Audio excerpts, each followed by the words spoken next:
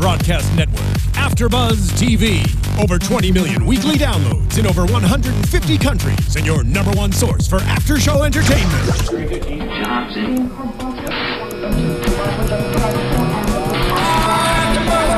AFTERBUZZ TV, the destination for TV superfans, producing after-shows for over 300 of your favorite TV shows, interviewing celebrities and showrunners, and bringing you behind-the-scenes exclusives. All thanks to E! Entertainment's Maria Menounos, producer Kevin Undergaro, and internet leader Akamai.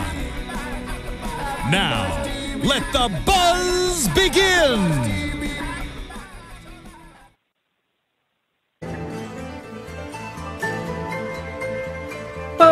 Welcome to The Americans AfterBuzz After Show, Season 3, Episode 5, So Long Pass. I am Adrian Snow, and here's the rest of my panel. Go ahead and introduce yourselves. Hey, I'm Matt Ritter. How you doing, guys? What's up, yo? It's Josh Richmond here for the Americans AfterBuzz panel. What's going on? I'm Ben Bateman. How are you guys? Yes, it's so wonderful to see you all this night. Tonight we actually have a special guest with us. Holy crap, we have a call-in guest of the Americans. This is big. Aren't you excited? Sorry. What? We have Alison Wright, who plays Martha Hanson, on the line with us. How are you, Alison? Hi, everybody. Hi, I'm very good, thanks. I'm very good. Great, wonderful, wonderful. How's everything in New York? New York is freezing. Yeah. It's freezing, and it's pretty late, but I'm staying up late just to talk to you lovely, lovely people. Oh, thank so it's all you. Good. You'll be pleased to know it's a warm night here in Los Angeles. It's a toasty 70 that makes degrees. me feel so much better. Thank you so much. Yeah. Well, yeah, we just want to call and talk to you about the show. We're all huge fans, and I think some of people have I some know questions. you guys know so much about it. You're like experts. Well, thank you. We appreciate that. We try our best to be experts. Yeah, we're definitely pretty excited to be talking to you. Yeah. So first and foremost, adoption's a big plot in this episode. Have you or has anybody in your family ever adopted a child before? Is this something you have any personal experience with? You know what? It's crazy that you open with that question, but I'm actually adopted. Are you really? Oh, wow. Okay. Wow. Yeah. Yeah. Wasn't expecting that, were you? I wasn't, no. we didn't know that. Yeah. Yeah. So I don't have that much of a memory of it, but yeah, no, I was adopted. Wow, so it's a close-to-home subject for you then. Yeah. Kind of, yeah. Mm-hmm. You know, so you see, you see Martha at the beginning of this episode. It seems like she's getting really close to talking Clark into actually adopting a kid. He's almost considering it. And we've seen Martha throughout right? We've seen her throughout this series. Like, she can, when she wants to, she can have a very strong will and be very, very convincing. She can get her own way, right? Yeah, absolutely. She just does it slowly and quietly, I think. I mean, it wasn't too long ago that they weren't allowed to go out in public together. Yeah. And now here she's got him a foster care agency considering, at least placating her with the idea of possibly fostering a child. Now the script... she definitely gets him to do things that he has specifically said he wouldn't, and he didn't want to, and she can tease it or nag it out of him somehow and get him to do it. So anything's possible. It makes you think at this point, I would not be surprised if by the end of the season they have a gaggle of children. Neither would I. Yeah, I don't think that's too crazy. Not that you can reveal anything, of course. Yeah. I had a question about that, Allison, in terms of the scripts. How far in advance do you know what is going to happen this season? Do they give you the script for each episode and that's it? Or do you know at the beginning of the season how it's all going to play out? No, it's like one at a time. Oh, wow. One at a time, yeah. So you're almost on the same pace that we are, really. I'm sorry? I said you're almost at the same pace that we are. I mean, we're watching it 1 week at a time. Yeah, really. Yeah, it's just, we might get it maybe 7 days or less before we start to shoot. So, yeah, and this season there's a lot of surprises for me, for Martha. There's a lot of unexpected stuff that happens. So I'm truly surprised every week. So you can't really plot where you think you're going to take it or where you think it's going to go, because it's lots of things are happening that I would never have expected. Does that affect your performance? I mean, sometimes you probably have been in roles where you do know and you can prepare. I mean, do you feel like it's better to not know, or how does that affect the way you prepare for the role? This is my first TV experience as a series regular, so I think it's just a different kettle of fish altogether. It's just completely different being in the theater, or if you're working on a film, being able to I mean, it's definitely exciting. It's definitely exciting and keeps you on your toes and stops you getting locked into anything or playing an idea of anything, because your character could literally change completely the next week. Yeah. Right, unless So you be it's fun. really, It's certainly really, fun. Yeah. really in the moment and spontaneous. Yeah. So I know you've got like, I know you have like a theater background. How did you get started with The Americans? Well, no, I mean, I've done theater primarily, yes, but you know, you always want to break into film and TV and maybe actually make some money, you know. Sure. Yeah. It's always nice to be able to pay your rent. And so yeah, I just lucked out finally getting this job. You know, Very lucky, and like the legs on Martha it's gone on and on much Yeah. better than I ever thought it would. I was going to ask you about that. How has it been playing just like the arc of Martha for you? You've been on the show since the beginning, and it's gotten. You were, I think, a lot more heavier or intense the second season, and this season I feel like they're kind of teasing you, like we're kind of like waiting to see, like, what are they going to do I with mean, Martha? from that very first episode, we saw that gun, right? Yeah. You know that. You know Check on something's gun. going to happen. You are correct about that. Yes, you are correct. Awesome. But Cool. no, it's been amazing because like I can't believe I'm still alive. Thank you. Yes. No, I mean, I'm always like every time I see you on screen, I'm always so excited to see you. But I'm also like, how is this still going? It's amazing, Right? like the way that the Americans writers have been able to kind of pull off this high wire act for like 3 seasons now. well, Yeah. Right? And but the thing is, though, these things, they went on for ages. They went on for like sometimes up to 10 years. Yeah. And they had kids, you know, and they had families and stuff. Now, I don't know necessarily that the Romeo agents would necessarily had their own marriage and had their own lives. I don't know about that. That part hasn't been documented. Oh, so there, have at you least done a lot of relationships research? with these women? They went on and on and on and on, you know? Wow, I see. I didn't even know about this. Have you done a lot of research in like the history of these kind of like Yeah, secret spy yeah. relationships? Most of it happened in World War II in Germany. That's where most of the these Romeo spies that they call them were, you know, had these honey traps. And there are a few well documented cases. You know, 3 out of 4 of them, I think, when they found out, when they were eventually caught, 3 out of 4 of them committed suicide in 24 hours. oh wow, this is the suicide. Yeah. Point. So I had a quick Just question to bring everybody down. So to keep things a No trash talking me anymore. Now you're like, oh. maybe a little lighter, a little more fun. In the office, when you interact with that mail robot, that vintage mail robot, is that thing functional? Is that that's a real thing? That's a real prop, or is that That just? thing is such a pain in the ass. You've got no idea. It is so difficult. They've got like teams of guys trying to work it. They had it, Wow. they had it like moving electronically, and then at some point they're just like pulling it on some sort of string, and sometimes just pushing it along. I thought maybe And there's it's like 2 beeping guys and it inside won't there, open. Like just it's like a gigantic moving pain in the ass. Another quick question. Andy Greenwald, who writes for Grantland.com, he recommended The Americans this year as the #1 show to watch. He said it's his favorite show on television. It went from seasons 1 and 2 being a very good show to the, quote, best show on TV. How do you guys as a cast take all of that enormous amounts of praise you're getting right now as the ascension of the show, its popularity is just skyrocketing? It's really nice to have it be critically acclaimed and have it be respected amongst our peers. That's really nice.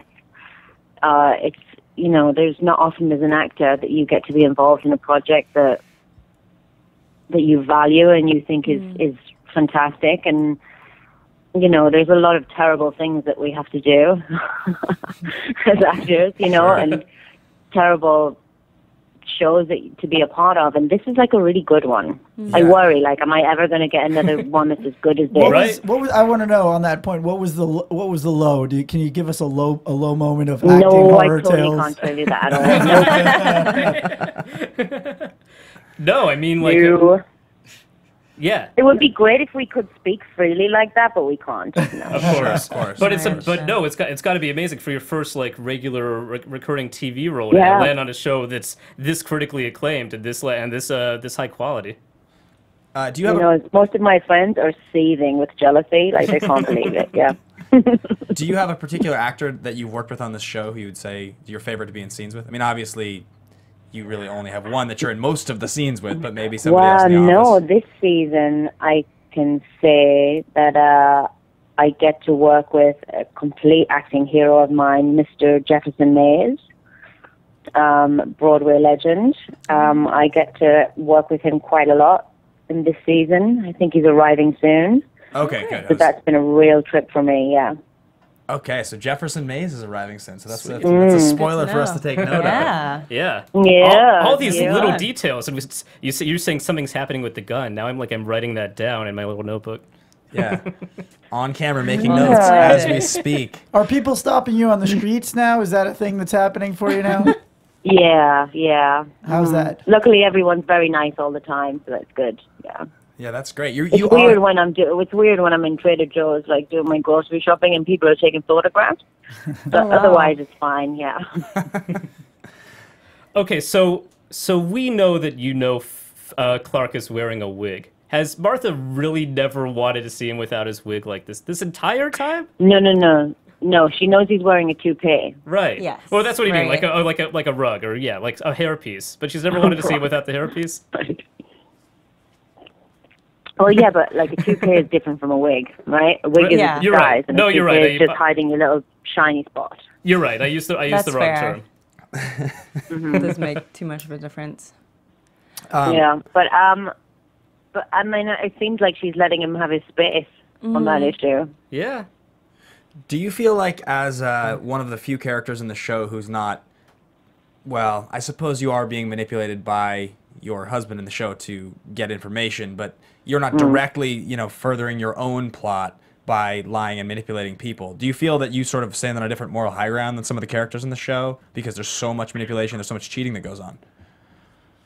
Well, I think that she does have,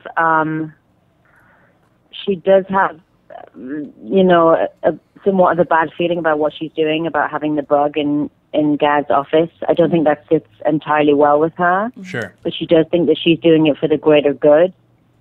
But I don't think she's morally bankrupt. I do think she has a moral center, and she has a conscience and a very big heart.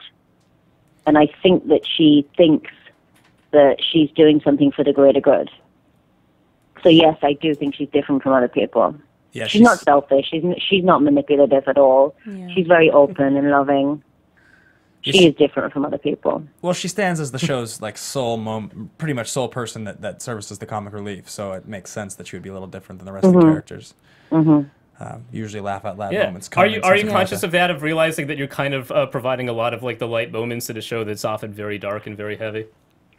I love it. That's fantastic. We need that, right? Yeah. Oh, yeah. No, as a watcher of the show, it's 100% crucial. Without those moments, it would be a lot tougher to sit through, I think. Yeah, absolutely. Oh, well, thank you very much. Oh, yeah. We have Noah Emmerich. We're going to be doing a call-in a few weeks, an episode that he's directing, and I'm assuming that episode has already been shot entirely. It has. So you were directed by him. What was that experience like? I mean, we'll get to ask him too. Amazing. It's a very good episode for me, and it was fantastic to have Noah direct it. I mean, he's a great actor. He's very present, and he's very thoughtful and sensitive, and he's all about the work. And to have somebody like that directing you is a boon, And he was a great director. He did super well. The crew was really happy to have him at the helm, and everyone was very supportive and loving having him there. He was fantastic. If you're going to have him after the episode that he directed, you'll have lots to talk about. Oh, wow. Ooh. Oh, good. Oh, man. Lots to talk about. So many spoilers that are happening right now. But because this is a show where everybody's kind of off in their own world and so segmented, are there any cast members you ever wish you could share scenes with? I don't know, you got to do a couple scenes of Carrie Russell. Which were great when those happened. But are you ever man, I wish I could do a scene with I don't know, Nina or Paige or any of this other smaller cast? It's very compartmentalized. It really is.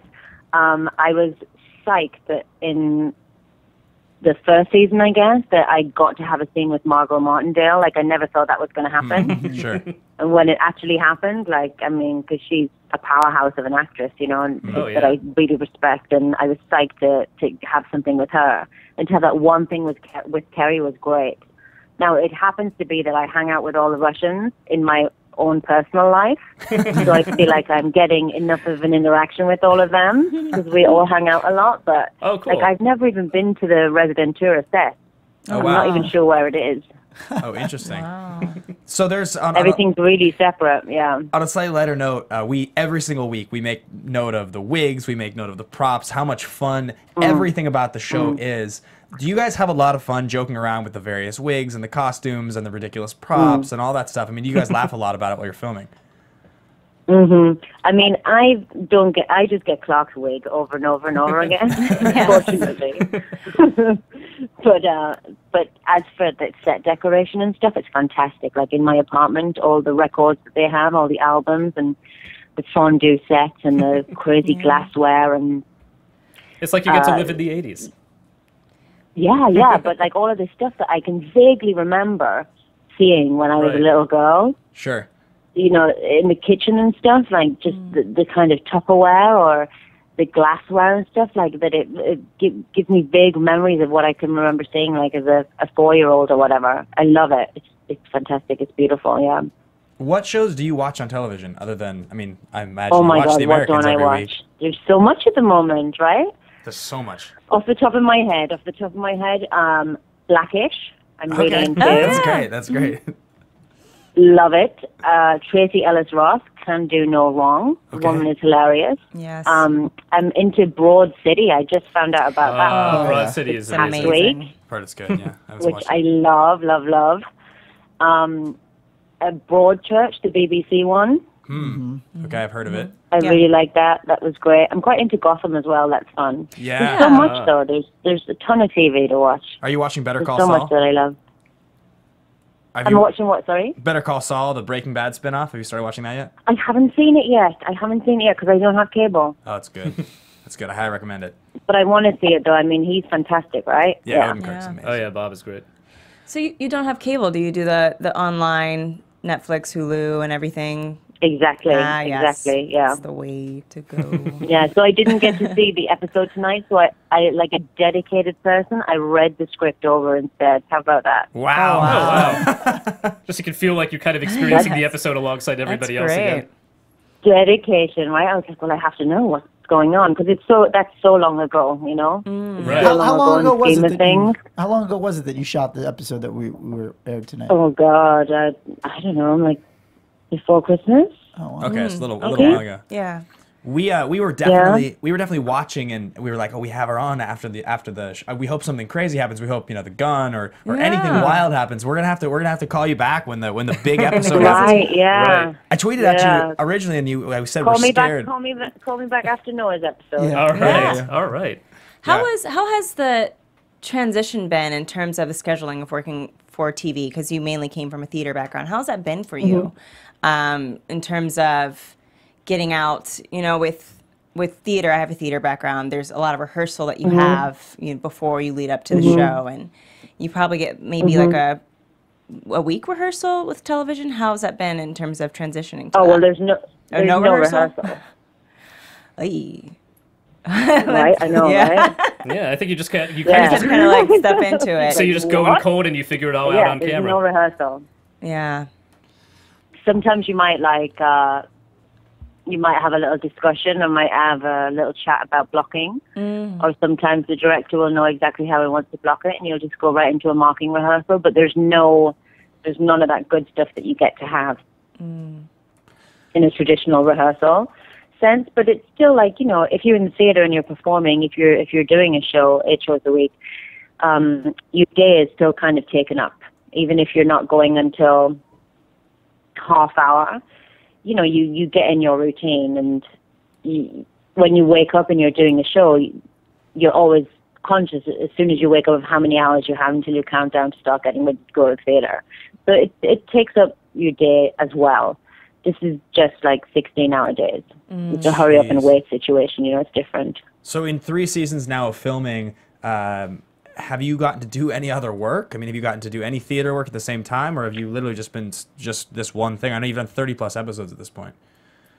Right, yeah. I mean, theater, a little bit I think I did between 1 and 2. I've been able to do a couple of films, but it's tricky timing-wise, yeah. Right.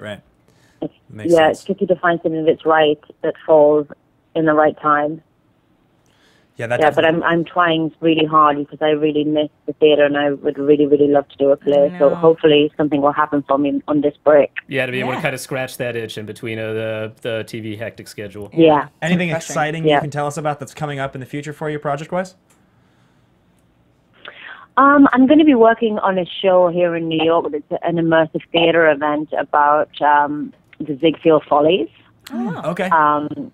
Yeah, so it's going to be really cool. I'm working with Cynthia Von Bueller, who's a fantastic creator and director and performance artist who has a bunch of shows here in New York, and this is her new baby. And it's going to be set in an abandoned theater on Broadway that hasn't been used for like 50-some years, I think. Wow. And they're decking it all out, so it's going to be pretty exciting. We're starting to go into rehearsals pretty soon for that, so it should be good. Cool, that's great. Awesome. Great. So you guys are probably going to wrap up shooting on the season then pretty soon for you to go into that? Yeah, I think the season ends probably in about 2 weeks. Oh, wow. Okay. Yeah. Oh, wonderful. Yeah, we just got the script for the finale actually a couple of days ago. Oh. How is it? And you've got no idea. Send us a copy, Mind please. blowing. Mind blowing. With all the Just stuff like that. just text us a screenshot of one page. I promise you, no one will care. No one will be mad at you for that. Yeah, even if it's just the front page. We won't say it was from you. We won't tell anyone. I like watching I've watched a few of your things, and I love watching and seeing all your predictions and stuff. Oh, that's great. That's awesome that you're a fan. And it's interesting to watch, like, what you've said in the past. I'm like, oh, that's interesting that someone picked up on that already, you know? Sure. Yeah. We are good. Thank you so much. We're gonna try our best Of course, to stay. I can't tell you which ones, but... Of course. Oh, well. But we're gonna try our best to stay one step ahead of you guys, stay one step ahead of the writers, and try to figure out what's going on. Try your best. Thank you. Well, Alison, I know it's getting probably pretty late in New York, and so we don't want to keep you, but we want to thank you so much for taking time to speak with us tonight. It's truly an honor to have you on the show with us. Yeah. It's absolutely been my pleasure. Thank you so much. I think you guys are great, and I love your show, and I love everything that you have to say about our show. So it's really my pleasure. Thank you. Well, thank you so much. We love Martha. We love The Americans, and I personally love your accent. I think it's lovely. So. Yes. Oh, thank you. Thanks. Thanks so much. Well, thank you for calling in. Thanks Have a very good night. much, guys. Thank you. Good night. Night. Night. Bye. So we should start. Yeah, that was awesome. That was awesome. Awesome. She was really wonderful. Yeah. She was about as charming as I could possibly imagine. Yes, I was not. I'm so used to hearing her in her Martha voice. Totally. I know. So That It's like a when totally she different spoke, I was person. like, Who is this? Who is Hey. this? Well, before we get into the episode proper, I need to ask you guys a series of hypothetical questions. Oh, really? okay, go for it. What if your son was murdered? What if your daughter was arrested? Your child framed? Where does the truth lie?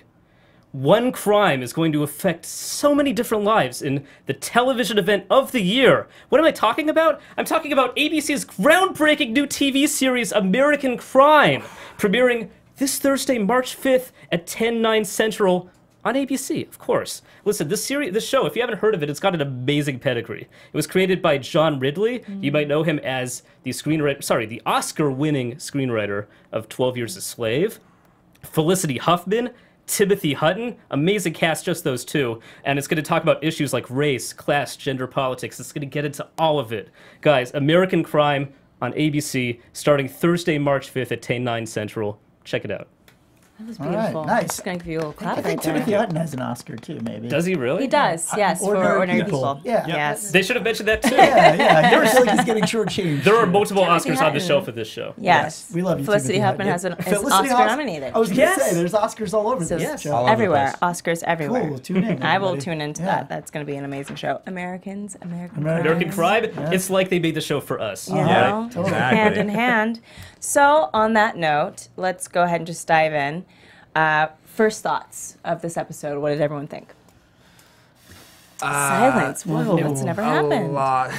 I mean, Can I say probably discomfort, maybe? Yeah. yes. Weird. I mean, this was all about Philip and his discomfort. I mean, this was that Another was the great whole- episode, but at times not easy to watch. No, Yeah. the whole sequence of Philip and Kimberly was just, a lot of it was just really like, ugh, to watch. Yeah. Not because it wasn't done well, just because the subject matter is.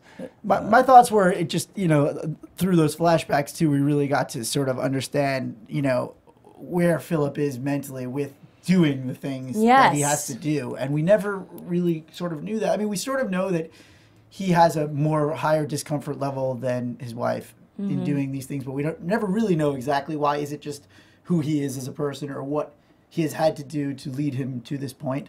Yeah. And I think we just got a glimpse that it's a little harder than maybe we had thought as a teen. Yeah, I mean, we were talking last week about how the show talks about using female sexuality as a Weaponizing weapon. female sexuality. Yeah, well, Yeah. it makes it clear here, male sexuality definitely weaponized too. Well, no, I wrote down, I was like, learning how to weaponize sex as I was watching that scene, so I was happy that you brought that up.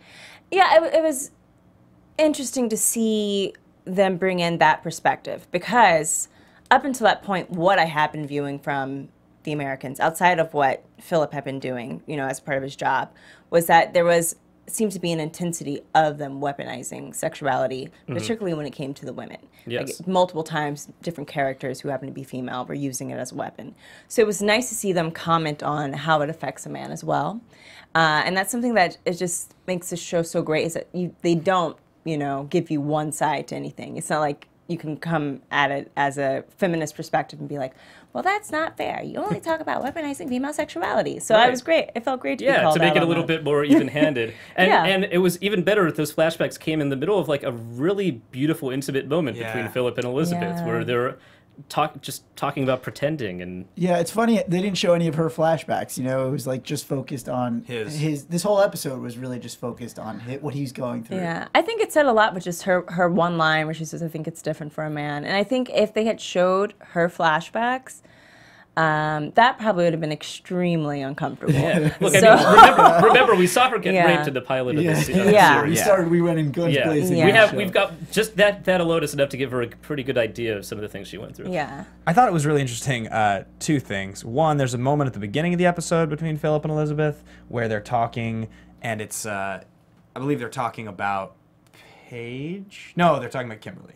And it's just this really uncomfortable, awkward moment, and, she says, I have to go make dinner or something like that. And it was kind of like, okay, this is now, in season 3, this is the point the relationship has reached, where this is just on the table at all times. And I like that they bookended it at the end of the episode with that same moment in bed. Another kind of uncomfortable but intimate moment. Yeah. And then on top of those two, which I thought was a great bookend, I thought it was really like, and this is totally off topic, but not off topic, but it's unrelated to the seriousness of that last comment. The series of shots they showed us of Philip's flashbacks, I was like, they showed the first one, and I was like, I wonder what they're doing, just showing us a really attractive woman with him walking into a room. I was like, that's really interesting. And then the old woman. And then the old woman, and then I was like, God, if the tone was different here, this would just be like a comedy thing. It'd be like worse, heightened, and then the guy. It would be like punchline, but it was Rule really of threes, serious. right? Yeah, exactly. But it was 4, so I was like, okay, it's intentional. You know what other moment stuck out to me, and it was, I didn't really know where they were going. I was sort of a little confused when Frank Langella said you're confused, and Philip had like a trigger or reaction to that. And it really, then you see the episode as a whole, and it is really this, it is confusing for him. Yeah. I think, he doesn't know. His relationship with his daughter is paralleling this, and they're happening at the same time, and it is so hard for him to try to be this other person while he's in the exact same phase of his life with his daughter. Yeah. He's juggling that feeling of wanting to protect his own daughter, who's probably only a year younger than Kimberly. Yeah.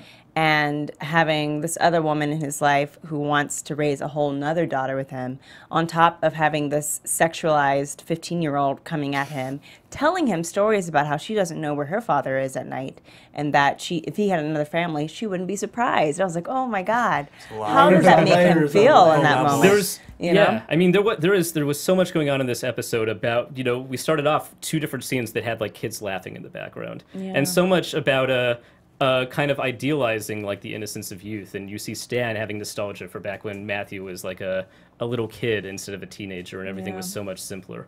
And they really frame it here a little bit as a tragedy when children are growing older. And yeah, the loss of innocence. this loss of innocence. Time, and Kimberly trying to kind of rush into an adulthood that she's not ready for. Or even Philip giving Paige, the white leash dress. That was obviously too much money, but he wanted to have her have it. And it is such a symbol of purity, having like this beautiful white collar length lace dress that she has for her baptism. Because he wants to see his little girl as pure, and he remembers her as just being graceful. Right. You know? I will say in that moment, though, I thought when he was seducing Kimberly, or being seduced by Kimberly, I was like, this is actually really a great moment to have a teenage spy.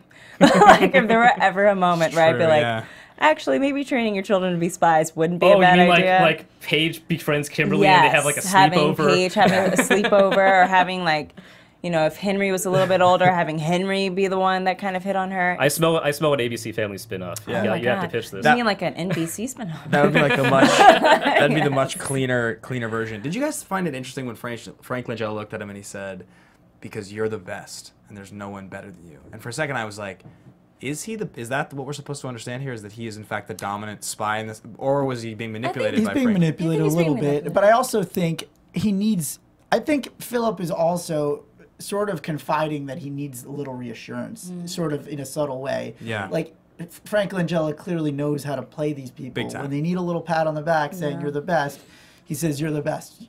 Conscience, I know that you have a conscience, it's important, but push to the side if you need to. I'll say, too, I don't know if he's literally like a James Bond, like the best spy the Russians have. But I think everybody who's been trained is one of these, like, kind of blends-in super spies, or they are the best of the best that the KGB has.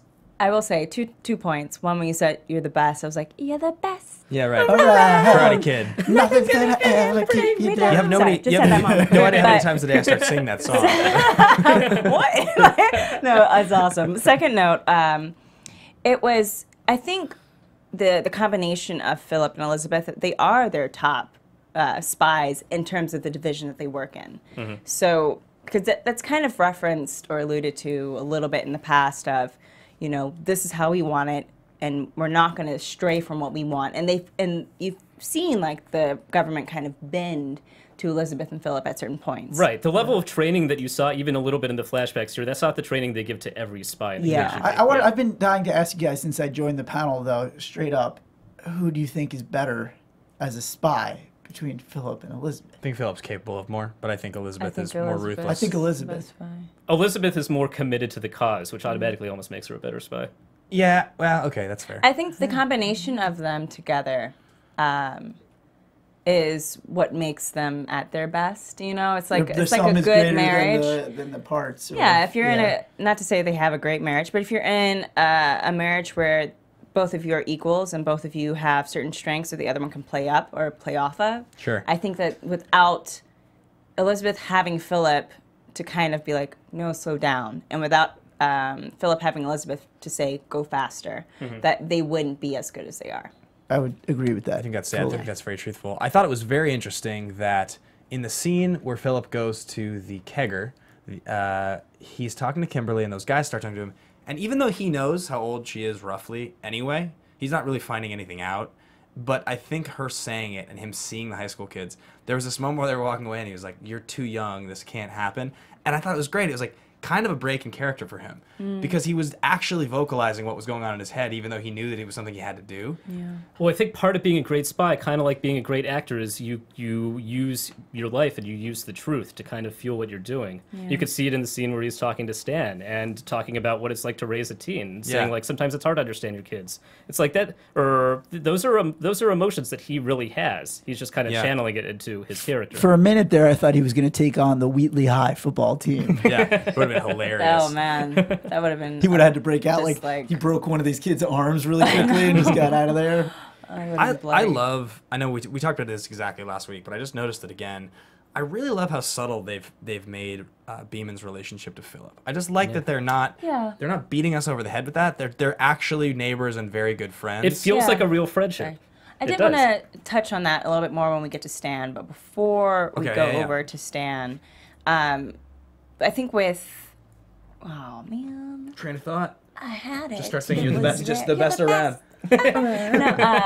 No, with Kimberly and Philip, there was a point I had. It's gonna come back to me. Just give me 5 seconds. In the house, popcorn fight. Afghani weed. The weed. Oh, that weed Thank looked you. good. So I'm high with just the watching weed, them smoke that Afghani weed. I was kind of hoping that he would just drug her, so that way, you know, and he kind of did do That's that. He basically kind what of just like happened. smoked her, Yeah. smoked her out so she would pass out. Because I was like, please don't make this Right. the time that he And then he's has cradling to her like a do. baby, right? And then when she reached up and kissed him, I was like, you are just a bold 15-year-old. Because there's no way when I was 15 that I'd be like, oh, this guy's like 40 years Right. old and he's cute. And da-da-da. How old do you think she thinks he is? She has to at least know. I guess in her eyes, he's probably at least 30? 30, 28 to 30. Because that looks really old to you when Yeah. you're like Oh, yeah, 15. totally. Yeah. But I was Yeah. confused too. I was confused at just geography. Did he run out of the back? I thought they were hanging out at the front door. No, they're hanging out in the back. That was She's it. Looked talking like about the garden. front. It looked like the front of a house. They though. just have a really very nice nice house. house. I Yeah. guess I've never been to a house that looked that nice. Their interaction was I'm like, just- why? What is that? That's a Yes. front door. Their interaction was just really sad. I thought, like the Yeah. stories she was telling, the way he was listening, the Yeah. way he's carrying her, and everything, and Yeah. even like the popcorn fight is like just is like dad daughter stuff. The Very, whole very weird. the whole time. That But- was a and- father daughter like. Yeah, And It he's was like talking- a flirtatious hybrid of weird. And talking Yeah. about what it's like to live with these parents who are clearly lying to her in the same way Yeah. Philip and Elizabeth are lying to their kids. Exactly. And you could see like the echoes of that just on his Yeah. face. you know, It I, was- yeah, 100% true. I had a point too, and now I'm gonna have to. Start. Let's Okay, talk well- about Stan. Yeah, Let's Well, get into wait. Stan. I want to pose one more Before we thing do about that, it. yeah. So the big uncomfortable question this episode poses that, you know, Gabriel says straight up right away, you know, if the fate of some sort of greater good hangs on, like, a grown man having to seduce a teenage girl, so even supposing it's not the Communist Party, supposing it was for, like, a good cause, can the ends ever justify the means in that situation? Well, you're saying that with the thought that that doesn't happen. And Right. I don't know. It is, you know, I will say with the Americans, it brings up a really great moral dilemma of these are not things that I would ever condone. But if I was faced with the actual, you know, choice myself, what would I personally do? And it's Yeah, just what like if somebody was telling you, like, the fate of America rests on this Right. decision? yeah, you and know? I think that's something that kind of comes up, like even as a female actress, there's always kind of that question that people bring up when you move to LA. What would you do? Oh, well, you know, there's an easy way to get a job. Right. And it's kind of like, no, that's disgusting. And da da da da da. But with that said, that doesn't mean there aren't people out there, male and female, that have done that. Oh yeah. So, and has it helped their career? Probably. Probably. So But I it's think kinda like- your point is that there isn't a line. Yeah. Every person has a line. Yeah. It's not. There is no. What would you do if this was the thing that Yeah. would help the country? Like, well, what does the country matter to you? Is it if you're a spy, Exactly. then that line is very far to the right. And we've kind of seen with Philip that he has done many things that maybe for a lot of people that would be crossing the line that he has not thought anything of. Marrying a woman and lying to her and considering having children with her and having sex with a bunch of people just so he could be trained in shutting himself off in a way, but also making it count for him. Until That's it a all falls lot. apart and there's Yeah. a 3 out of 4 chance that Martha kills herself, apparently. Well, there's just also, this is the line for him. So Yeah. he's done all these things that for a lot of people would be too much, and this is the line for him. So that's really interesting. The last thing on that note, Yeah. just with Kimberly to mention, is that, you know, the whole setup where he's rooting around, they're stoned, and they're rooting around, he's rooting around for the briefcase, taking pictures and everything. That's a very classic, you're expecting somebody to come in the door while he's doing that stuff moment, right? We've all seen it in television movies for years. So, but you're like, they're not going to do that to us. That's not going to happen. So then that, you know, whatever, that my interest is piqued, doesn't happen. Then he's picking her up and he's taking her to bed, and he lays her in bed, and I literally had my note written, disingenuous to the, and I had an S to the story, and then she kisses him. And then I stopped writing because it's like they knew exactly what they were doing. Because Yeah. you're thinking as he's carrying her and putting her in bed, you're like, this is unrealistic. You set us up in a situation where he's gone into the house, he's gotten stoned with her, he knows exactly what she wants, and they're just going to say that she passed out and she didn't even try anything. Yeah. And then she tries something. And it's a little uncomfortable what's going to happen in the future, but I was really happy, as much as I didn't want to see that happen, but I was happy Yeah. from a story point of view. They didn't just pull the rug. Like, you know what I mean? Oh yeah. They went there. FX. Everyone was like, they're not going to go there. I'm like, Right. FX, You're right. man. Yeah. So anyway. FX. But on that note, let's go ahead and switch over to Stan. All right. So you did have a comment you want to start off with Stan? Yeah, I just really like their relationship at this point. I like to see them hanging out together, and that they're not, like we referenced Breaking Bad last week, they're not rubbing it in our face like that. The one thing with Stan that I thought was really odd in this episode, and this might have just been his posturing talking to Oleg, he was blinking a lot and like not moving his body, and had this really weird tone when he was talking. He was kind of monotone. He always does that. But especially when He's if an he's awkward talking to anyone that he's not really comfortable with, you see that from Really?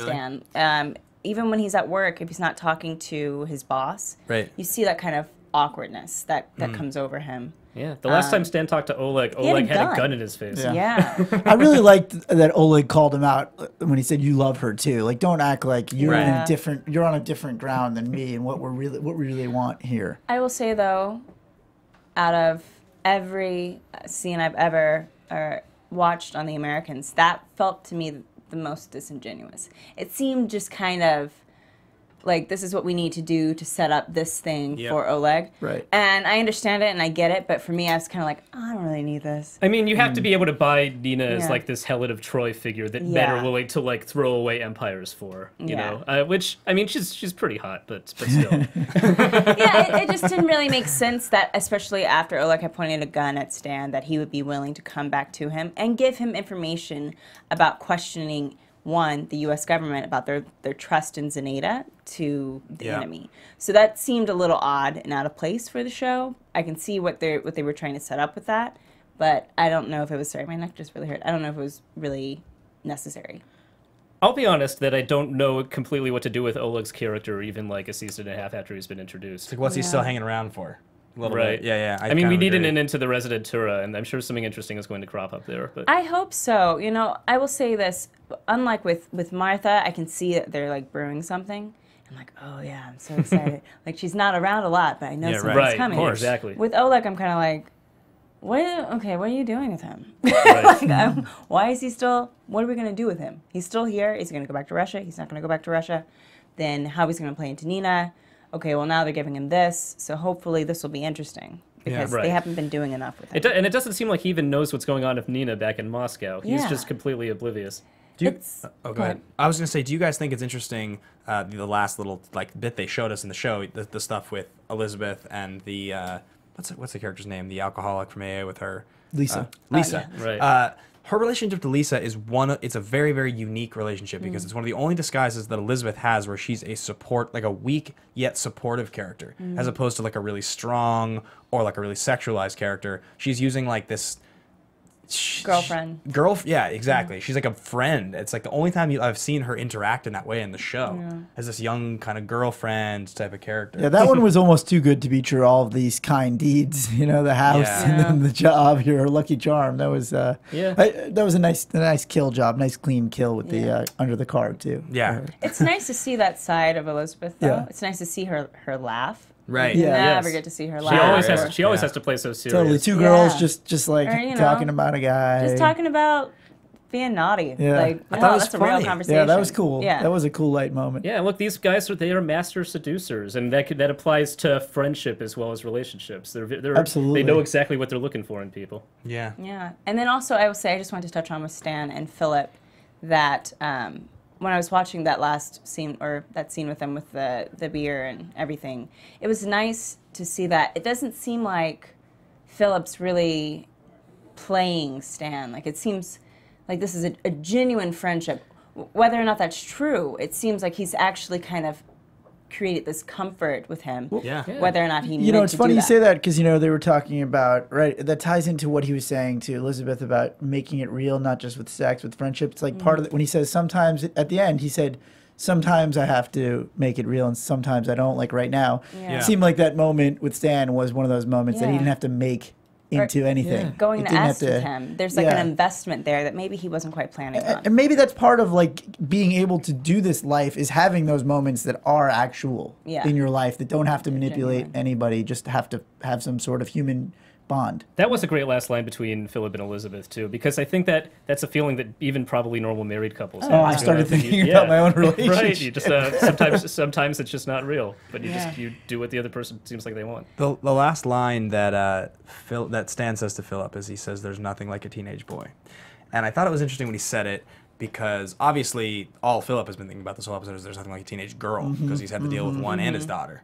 And I just thought that was a great little, like we said, you're given this really innocent friendship that ultimately has much more dangerous implications. Their friendship, but that they're both dealing with a similar problem in their head. Yeah. Sort of, something that they're focused on. Yeah. I just thought it was one of those nice little parallels. The writers probably was like a little bit of a wink. Yeah. And they do a really good job of leveling the playing ground between women and men in the show. That there's never, they never go, well, this is how we think of women or this is how we think of men. It's like, no, it works both ways. Yeah. Yeah. Well, I think that's true because the whole episode we were thinking about teenage girls, and then he just drops this little kernel in there, and you're like, oh yeah, teenage boys are weird and awkward too. Like, there's a lot of stuff there. A lot of stuff. But on that note, should we go ahead and go into predictions? Yeah, that's probably a good idea. All right. And now, your AfterBuzz TV predictions. All right. Matt, you want to start us off? Oh, man. I'm sorry, do you not Okay. I am going to predict, that Philip gets to second base with Kimberly. Calls it off. Oh, second? Should we all call bases? Yeah, I'm calling it because I feel uncomfortable saying anything other than base. He gets to second and then he calls it off. He declares himself out at second. Second base. Second base. It's going to be like an American Beauty situation? Absolutely. Okay, great. Yeah. Move on. I'm going to build off that slightly, which is that I don't think it's going to move beyond kissing with Philip and Kimberly. I think before it gets farther than that, he's going to not only stop that relationship, but do so in a way that blows his cover and leaves him vulnerable to whatever's going on at the CIA Afghan group. This is a little bit of an unfair prediction because it's based partly off our conversation with Allison. She's going to survive the entire season 3, where I thought there was a chance she was going to get killed off. Because she got the script. She got the script for the finale. Are you talking about Martha? Maybe they just sent it to her as a nice parting gift. Yeah, Martha got the script for Alison Wright got the script. Frankly, I think Martha's making it all the way to the series finale. I don't think she's dying. Technically, even if you are killed off midway through a show, you can still get pretty much all the scripts through at the end. If it pertains to you, if at any moment you come back for something or flashback or you're referenced, because you are also on the title for the rest of the season because you've been signed on for the entire season. Right. So just because she got the final script doesn't mean we know It's anything. not the only reason I made the prediction. I'm just saying that was also I had been suspecting that was a clue. Maybe they love her. Look, Damian Lewis was supposed to get killed off, and then everybody loved him on Homeland, and they just wrote him back in. So same with Pinkman on Breaking Bad. He was supposed to die for a season. Right. So Totally. you never know. You never know. Yeah, I think the last the series finale, Philip and Elizabeth will be dead, and it'll be the Martha show. Yeah, so, no, series finale. Adrian, your prediction? My prediction is that you guys don't give Philip enough credit for being an excellent spy, and he's definitely going to hit it. Whoa. And he's going to do his job, and there are going to be repercussions from him doing his job. So that's going to be the thing that causes issues, not that he won't be able to do it. Oh, jeez. I hope he's smarter than that, Philip. But it was the 80s. It's the 80s. I was about to say. Oh God. Do you think he would tell Elizabeth? Do you think he will tell Elizabeth? I think he will definitely tell Elizabeth, and I think that's going to affect how he deals with Paige, how he deals with her baptism. It's just going to cause like this kind of rippling effect. So that's what I think is going to happen. Yeah. She was in a towel in the preview, and I was like, oh God. Yeah. So. Well, on that note, I think that about wraps us up for the Americans AfterBuzz After Show. Thank you guys so much for tuning in, and we'll see you next Wednesday. Oh, crap. Oh, yeah. Where can everyone find you? Oh, yeah. Wait a minute. Matt Ritter 1, MattRitterComedy.com. Guys, it's at Radio TFB on Twitter. Go to joshrichmond.net for more. Ben Bateman Media, Instagram and Twitter. And at Miss Adrian Snow on Instagram and Twitter. Okay. See you next Wednesday. See you next Wednesday. All right. From executive producers Maria Menounos, Kevin Undergaro, Phil Svitek, and the entire AfterBuzz TV staff, we would like to thank you for listening to the AfterBuzz TV network. To watch or listen to other after shows and post comments or questions, be sure to visit AfterBuzzTV.com. I'm Sir Richard Wentworth, and this has been a presentation of AfterBuzz TV. Buzz you later. The views expressed herein are those of the hosts only and do not necessarily reflect the views of AfterBuzz TV or its owners or principals.